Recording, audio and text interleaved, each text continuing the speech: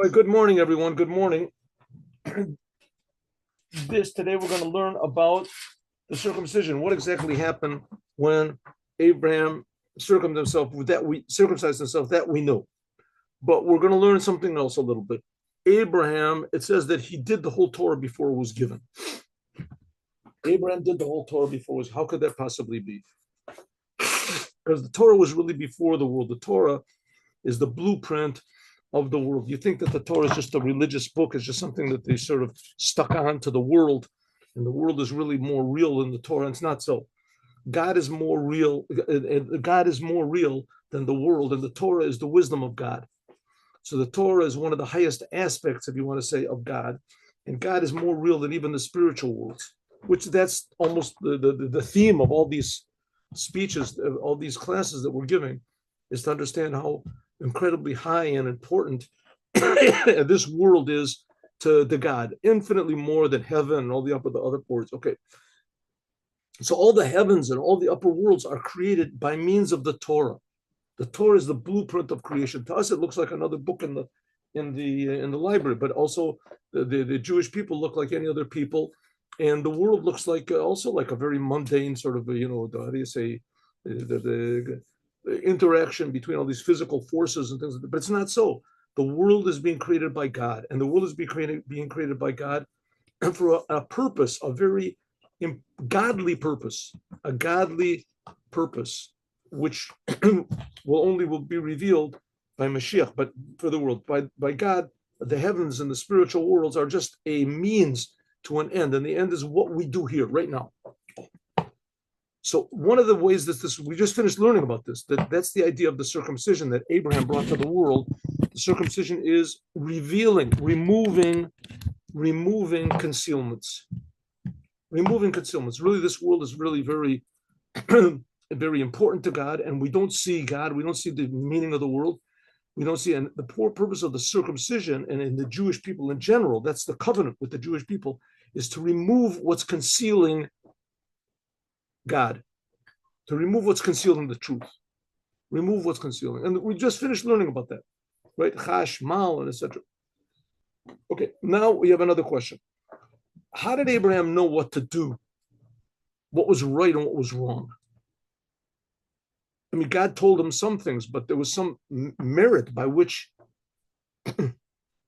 it's almost like someone once, the Israelis, sometimes the education system is just incredibly terrible. So I was having this conversation with someone, this was years ago. What is a Jew? What is Abraham? And he said, well, Jews are when the Jews began, they began with the establishment of the state of Israel. That's when Judaism began. That's what he said. So I said, well, how did you know who a Jew is? He says, well, whoever Hitler wanted to kill, that was a Jew. So I said, but how did Hitler know who was a Jew? How did he know? The Jewish people must have been there before the Holocaust. How did he didn't know. Then the person didn't know. And so, I mean, really, it's basically the same type of a thing over here.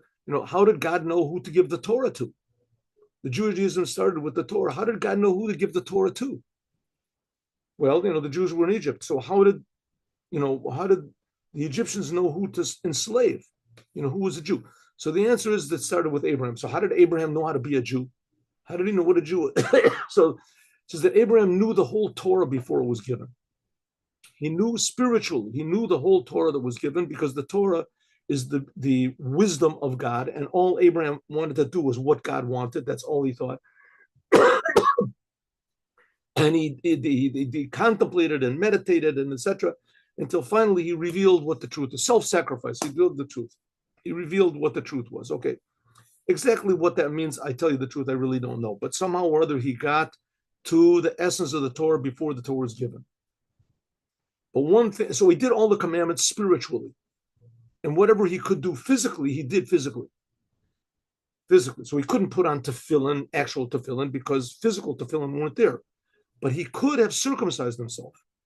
He could have done it. It's one of the commandments of the Torah. So there's a lot of answers this is a question which is known. There's a lot of different answers that are given. One answer is that because he would be maiming himself, and you can't maim yourself unless God tells you to. You can't on purpose maim yourself. Okay, that's an answer. I don't know how good of an answer that is because Abraham allowed himself to be thrown into a fiery furnace, but it's an answer. The Rebbe here gives a different answer. The answer the Rebbe is going to give is that circumcision is a physical thing, but it has tremendous, deep spiritual and even more godly implications. That's what we just finished learning for the last 3 days, right? 3 days. And the main thing is removing. It removes what's concealing God, the truth. So, but that's only a preparation for the big circumcision that God is going to make. And it says God is going to circumcise our hearts. So here we go. Let's go. Ready? Let's go. What this means, we'll see. This is the idea of this is Mashiach. I think I'm Mashiach. There's going to be a change in our hearts will change. Here we go. It says on that very day, Abraham was circumcised. What do you mean was circumcised? It wasn't that was. He circumcised himself. He had to do it himself. Give him the credit. It says, no, it's not that he circumcised himself. He was circumcised. Who did it? We'll see. Lahavin, to understand akusha, the question, hanizkar b'sforim, which is mentioned in books. Mipenema, why? Why is it Avram, that Abraham, lo mal et atzmo, did not circumcise himself? Why did Avram not circumcise himself? Kodem, before. Since Shekim kol Torah kula. It says that Abraham knew the whole Torah and he fulfilled the whole Torah. Before it was given. Abraham was 400 years before the Torah was given. He said that he even knew the laws that the rabbis were going to make. There's a rabbinical law called Eruvi Tavshilin. Well, having to understand this, so Abraham did everything, even the smallest details, everything that he could do with his body to serve God in the way that the Torah says. That's what the Torah is, to tell you how to serve God. Everything that he could do, he did before the Torah was given. It says he even kept Passover, etc.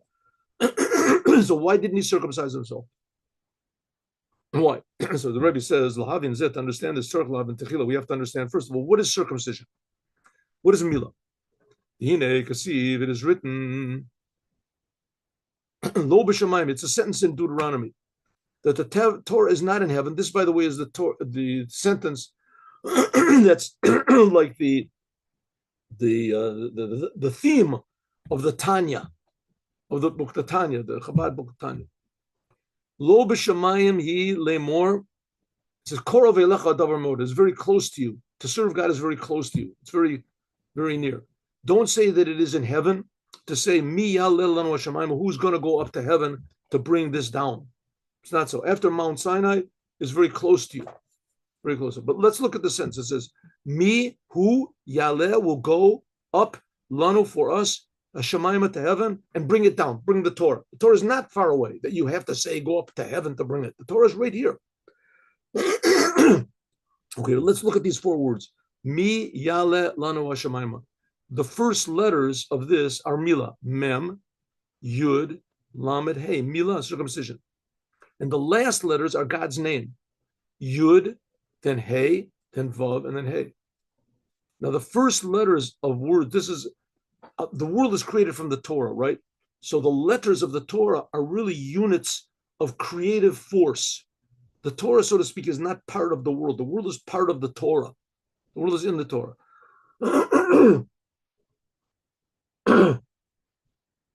So let's look at the word. The words of the Torah are tremendously important.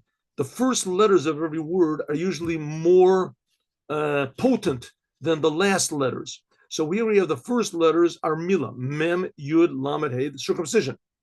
And the last letters are God's name. So it ends up the circumcision somehow or other is more powerful than God's name. How is that? We'll see.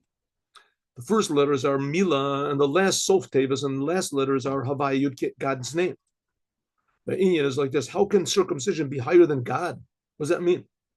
The Inyan is like this. The hine, behold, techila, first of all, it says, there's a sentence in the Torah that says, umaltem et orlat lavavachem, that you should circumcise the foreskin of your heart. That's what we've been talking about basically up to now. In the 3 days previously, we could see, but then there's another sentence that says, there's another sentence that says that God, He will circumcise your heart. Another sentence. So on one hand, it says you have to do it on your own. You have to circumcise your heart. You have to remove your egotism and your false values and your false reactions and your false desires and your false fears. You have to remove this false hates and false loves. You have to remove that. It's removing the foreskin of your heart. But then there's another sentence that says that God has to do it. So if God has to do it, let Him do it. Why should I do it? Says the Rebbe, I'll tell you, because there's two types of circumcision. One you have to do on your own, maltem milamata lamayla, from below to above. Shetzarichem, that we must mold, circumcise the foreskin of our heart. Foreskin of our heart. A person is born. Most people, the males, are born with foreskins. What's foreskin? It's part of you. The same thing. People are born naturally with bad character traits. Everybody has bad character traits. Everybody. They differ between different people, and they differ in magnitude, and they differ in quality and quantity. But some people have a tendency to get angry. Some people have a tendency to be stingy. Some people have a tendency to be lazy. Everybody has some problem with their soul, their personality. Everybody. That's what the Rebbe made a whole big speech about homosexuality, that he said that there's people that say that it's natural. And the Rebbe said, of course, everyone is born with natural self-destructive tendencies. Some more, some less, some different. This is a natural self-destructive tendency that is part of human nature. Not everybody has it. Some people do, but it's a thing that has to be removed. No, a person that gets into that type of desire, or any type of desire, it seems to the person that's part of him. That's him. Why should I remove it? Why should I remove my desires, my lusts, my this? So it says, no, that's what the Torah says. The Torah says you have to circumcise yourself. It's a very difficult thing to do, right? You have to have a lot of contemplation. You have to think about it. You have to really work on yourself. And sometimes it's very difficult, like even stopping smoking, tremendously hard. Overeaters, what you have to stop. Okay, so that you have to circumcise yourself so that you don't self-destruct. You don't self-destruct. This is what's called tshuva. This means returning to your true self, to who you are. Like it says, you must return to God, your God. He's the creator. Return back to the creator. A lot of times they have a recall, right? They call back cars. Ever that? Some things are Toyota. I think it's always Toyota. That's the Toyota recalled today 500,000 cars because the brakes were bad, because the lights were bad, because of this were bad. Same thing, we have to recall ourselves. We have to do something because our personality is bad, our anger is bad, our patience is bad. So we have to think into it. That's called tshuva. Return, go back to the factory, to the creator, and he'll fix it up. That means return to the creator. The creator is close to us. He wants to fix it.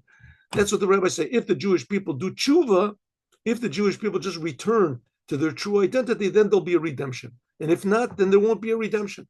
They don't want to be redeemed. They just want to keep doing what they're doing, to continue self-destructing. That's what I want. Leave me alone. Says the Rebbe, but our job and our ability is to circumcise ourselves, to circumcise our hearts, that our heart will not desire wrong things and won't be afraid of false things, etc. Then Then it says the Jewish people, if they do this, then they'll be redeemed. Then all the Jewish people big miracles. And the Rebbe said, Lubavitcher Rebbe said in many speeches that this has already been done. The critical mass of Jewish people have already returned, and Mashiach has to come any second. But in any case, it's still irrelevant to us. For those of us that have not done it, it still is relevant. So we have to circumcise our heart. But after Kibbutz Galios, after Mashiach comes, and he builds the holy temple, third temple comes down from heaven, and he brings all the Jews back to Israel, that gathering all the exiles, then it says, V'haviechel Eretz HaTova, God will bring you to the good land.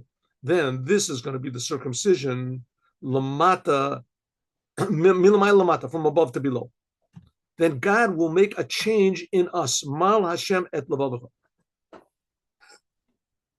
God will make a change in us. Our hearts will be different. I think I told you the story. I think I told you the story probably 50 times, but I'll tell it again. That it could be that I even told it yesterday. That someone that I know, either someone told me that it's from someone that he knows, or the person that did it told me, I forgot. But in any case, a semi sort of religious Jew, an Israeli, and a totally not religious, anti-religious Jew, a Yemenite Jew. The Yemenites, when they came to Israel, they were all very religious, but the Israeli government made tremendous efforts to strip them of the religion, and they succeeded amazingly.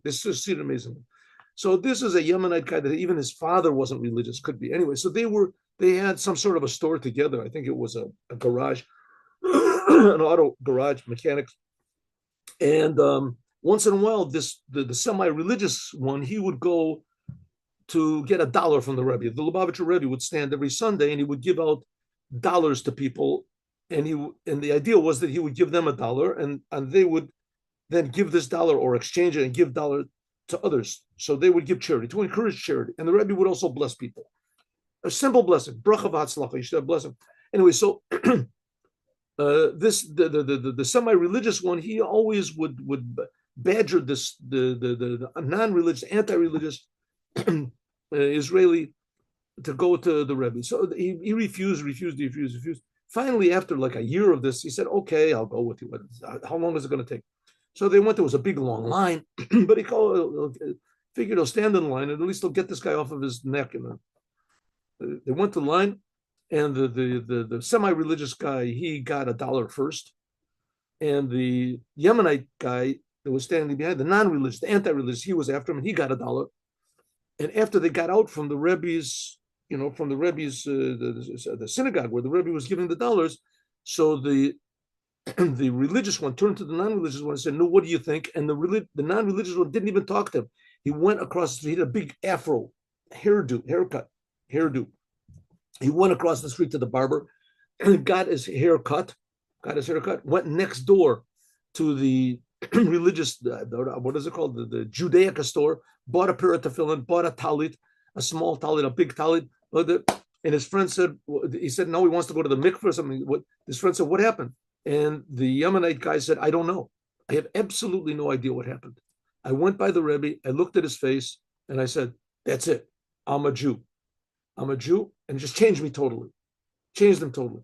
Now, I don't know how long it lasted, but let's suppose if it lasted even 1 minute, there's no reason to suppose it couldn't have lasted longer. And he made a decision. He knew the implications of the decision. All right, he grew up in Israel. He knows what religious Jews are. In other words, his heart changed. But it changed from above. It's not a thing that he sat and he thought about and he read books and he went and listened to lectures and he talked to friends and something like that, or he made big mistakes and suddenly he realized it. But nowhere, all of a sudden, his heart changed. So this is the thing that's going to happen to everyone.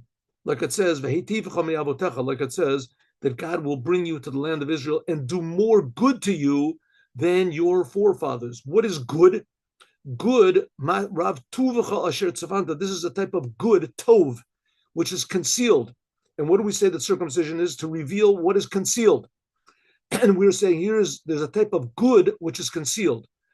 Good is light, synonymous with light. Light, we'll see. This is talking about Moses. Moses, it says that there was good, was revealed. The good was revealed. Why Moses was good, it was revealed? Because it says that Moses was born circumcised. Let's go. Let's do this.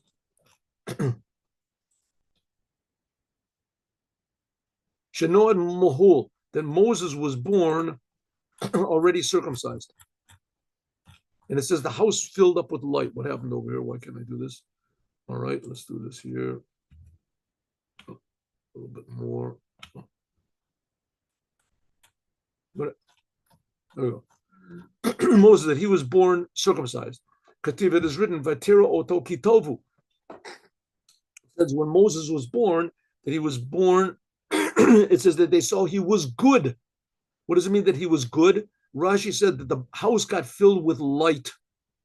And another explanation was tohu, that he was born circumcised, Moses. Mila, this first level of circumcision, which is from below to above. That's what we do. This is an arousal from below, eteruta delatata, an arousal from below.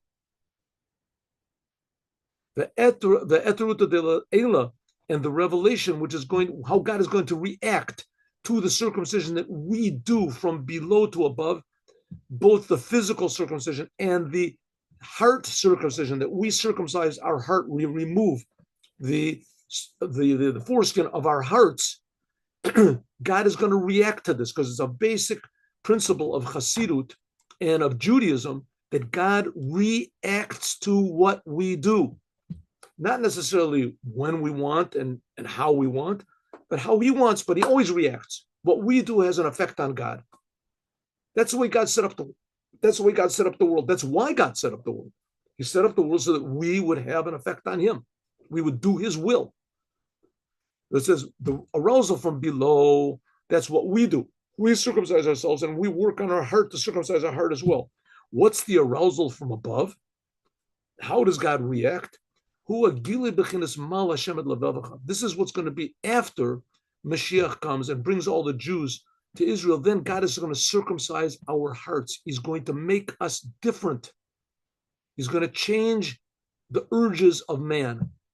In the Almila Shnia, on the second type of circumcision, that's going to be after God gathers up all of the exiles and after all the Jews do all the Torah, then there'll be the Holy Temple. We can do the Torah. Kativ, it is written, Mi yale lanu hashamayim. That's what the sentence says. Who will go up for us to heaven? The first letters are circumcision. This is a type of circumcision which is above God, above God's name. First, the letters are Mila, circumcision. This is the circumcision from above to below. This is above the level of the Torah. Above the Torah. As it is now, tshuva is above the Torah. If a person transgresses, God forbid, the whole Torah, as he can repent. A person just repents, says, God, I'm sorry, I'm changing my ways. He changes his heart, he changes his actions, he changes all of his priorities in life. You're going to be my first priority. That's called doing tshuva, and that's already above the Torah. That's already above the Torah. God forgives him, even though he transgressed the whole Torah. But that's not really about, it's connected to the Torah. He's returning, he's changing, how do you say, his attitude toward the Torah. But on the Torah, it says, Lo b'shamayim, the Torah is not in heaven. Why? Nishpala lamata. Because the Torah was brought down here in the physical world. Like it says in the Talmud that Rabbi Yeshua said, Ein mashgichin b'bat kol, that you don't listen to a heavenly voice. It's a long story, but the point of the story in where Rabbi Yeshua was, there was a big argument between the rabbis. That's the whole Talmud is filled with arguments. God wants there to be this arguments. He puts different ideas in different people's minds. Different people have different ways of looking at the Torah, and that's all the arguments which are in the Talmud. So once Rabbi Yeshua had a big argument with all the other rabbis, and Rabbi Yeshua said, to prove my point, there were other things that he did also, but to prove my point, a voice will come from heaven and say that I'm right. And a voice came from heaven and said, the law is like Rabbi Yeshua. And the rabbi said, Ein mashgichim b'bat kol. We don't listen to heavenly voices. Why? Because God gave the Torah here. After he gave the Torah here, Ein a Torah b'shamayim. The Torah is not up in heaven. The Torah is below it. The Torah is below heaven. The rabbis decide. That's why it's so important, the Talmud. Because God empowered the rabbis to decide what the laws are. There's qualifications. Not everybody can be a rabbi. But that's called Torah Hashem. It's called the Torah of God. It's in the world because God is Yud Tzimtzum, the letters of God's name. Yud Ke Vav Ke is how God contracts himself and brings himself into the world. The Yud is God's wisdom. He is God's understanding. Vav is how God is drawn down into the world. That's aspects of God in the world. The Torah is drawn into the physical world. But Mila, this thing of God circumcising our hearts, This is something which God does above the name of God. This is above any conception, any idea. It's above the spiritual. It's above the creator of the spiritual. It's an aspect of God, which is the essence of God, the essence connection of God to the Jews. Ad Shehu Barosh Tevis, this is the first letters of your God's name, and the last letters, these are the first of Mila. That Mila is the first letters, and the last letters are God's name. Therefore, Bechinas Umadregas Hashemayma. Therefore, the Torah is like heaven, like heavenly levels, and this new circumcision that God is going to make is in the future is going to be above that. And that's why Abraham didn't circumcise himself, because he was preparing for this circumcision from above, that he was waiting for God to tell him to do it. All the other commandments he did on his own, and this commandment he said, I'm not going to do on my own. It'll be an impetus, it'll open up the door for all the Jewish people to do circumcision. And we say today that we're doing the circumcision because of Abraham. Abraham did it from below to above. He did it, right? He said, no, not exactly. Abraham did not do it totally from below to above. Abraham didn't do it on his own like he did the rest of the Torah. Abraham waited for God to command him. And this is hinting at the circumcision that God is going to make from above to below. God's going to do it on his own. Now, again, what is this circumcision? That God is going to change us. We are going to be different. Man is going to be different. We won't have the same lust, the same desire. Something like what it was after the flood. After the flood, the Rebbe has a big speech, a beautiful speech about this, that after the flood, God put a rainbow in heaven, and the Rebbe explains he put it in heaven to tell us that there's never going to be another generation that's going to sin like that generation of the flood, because God changed the world with the flood. He changed man's desires with the flood. When the flood came, there cannot be the same level of decadence as there was in the time of the flood. Not even in San Francisco or whatever it is, even though they're trying. I mean, they're trying very hard to do it. Perish, what does it mean? Gedola Mila, this is the big Mila, the big circumcision, but this is the big circumcision which is from above to below. That God, he's going to circumcise our hearts. And therefore, Nichos, therefore, says that this circumcision was done with 13 covenants. Perish ki Yadu, like it says, that God made a covenant. This is above understanding. A covenant is above logic. We talked about this before. What is a Mila? Is the covenant between God and us. It says a covenant means, a covenant means that we make an agreement that even if all of the forces of the world tell us to break the agreement, we can't. We made a brit. That's what a true covenant is, a true covenant, right? They make a blood covenant, whatever. No matter what happens, I'm going to be loyal to you. You're going to be loyal to me. That's what a brit is. So God made this covenant with the Jewish people, the circumcision, that we're going to be loyal to him, and God's going to be, and God will always be loyal to us. And we see strangely the Jews that are circumcised because of Judaism, that they have this how do you say, indelible connection to God. They could deny God, they deny the Torah, they deny everything, they change their religion, but deep down they say, yeah, but I'm a Jew. I'm a Jew and I changed my religion. I'm a Jew and I'm an atheist. I'm a Jew and I'm a communist. This is an attachment which is above an like, for instance, two people who love each other and they make a covenant to be loving one another. Namely, that's why it says that divorce is permissible in Judaism, but it's a very, very bad thing because you're breaking a covenant. It's showing that the agreement that you made when you got married, that it was a false one. You didn't really do it with all of your heart. Not good thing. But I mean, it's permissible. It's totally permissible to do, but not, how do you say, not praisable. That's what a covenant is, that two people who are good friends, they love each other, they make it liot oavo, that the love will be there, even if there's not drawn, even if the other person doesn't love me afterwards, mitzad seichel, because there's all sorts of logical reasons why not, but nevertheless, the love is there because, let's see if I can do this here. No, what happened? 1 minute. Yeah. Oh,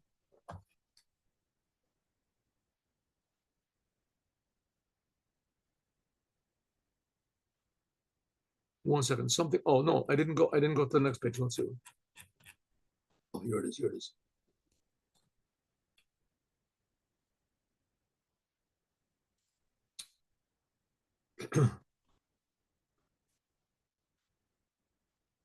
What happened? What happened over there? Here it is. Here. Okay, that's a brit. Nevertheless, he forces himself to love the other person above understanding and knowledge. The kachan also, in order that there should be a revelation of this big circumcision that there is before, God made 13 covenants, the 13 attributes of mercy, which they are above wisdom, they're above understanding, they're above any comprehension. That's the deep connection which God has with the Jewish people. No matter what, God will never leave us. But we see the Jewish people do not reciprocate. As in the future, when God gathers all the Jews together and brings them to Israel, then every Jew will want to reciprocate. It'll be a whole different level of tshuva. Lochach, therefore, it's above even the name of God. L'maylam bebechinas Torah, it's above the Torah. Just like the 13 attributes of mercy, they're above the Torah. Right? Therefore, selichas avim, like we said before, where do we get the 13 attributes of mercy from? The Jewish people got out of Egypt. God took them out. Big miracles, amazing. God gave them bread in the desert and split the sea for them. And in Mount Sinai, everybody saw God. It says panim lepanim, and their souls jumped out of their bodies. And they heard God say, "Don't worship any other gods."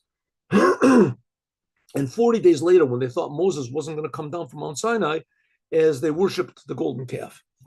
So worshiping the golden calf is the worst sin in mankind. There's never been such a bad, everybody heard God say, don't do it. And everybody knew what God was.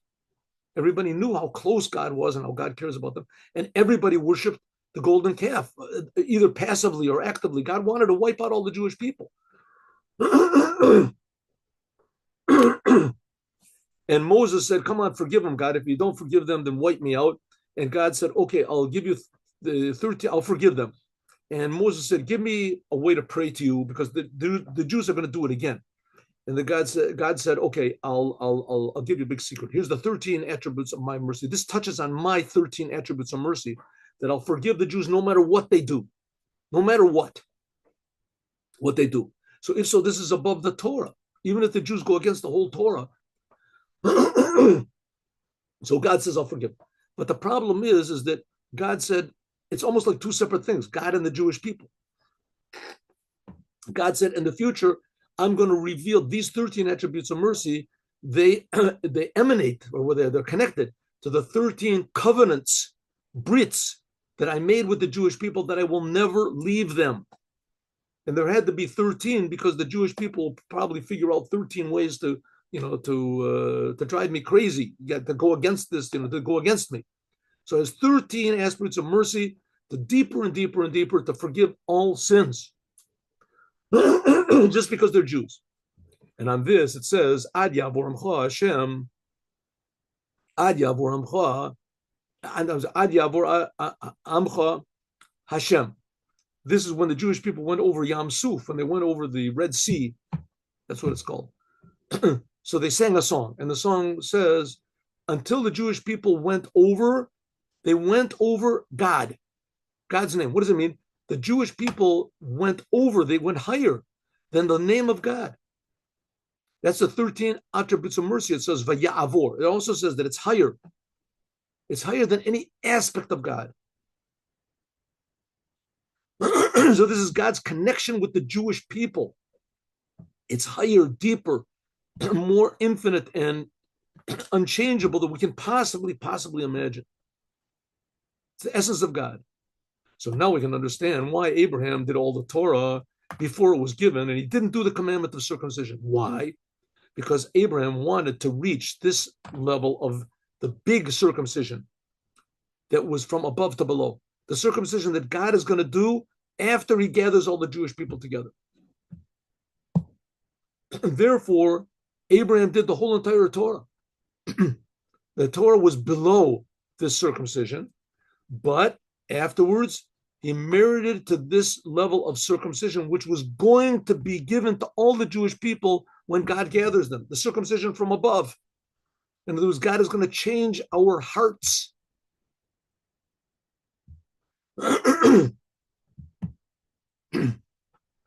tendency of a heart of a Jew is that they like idolatry.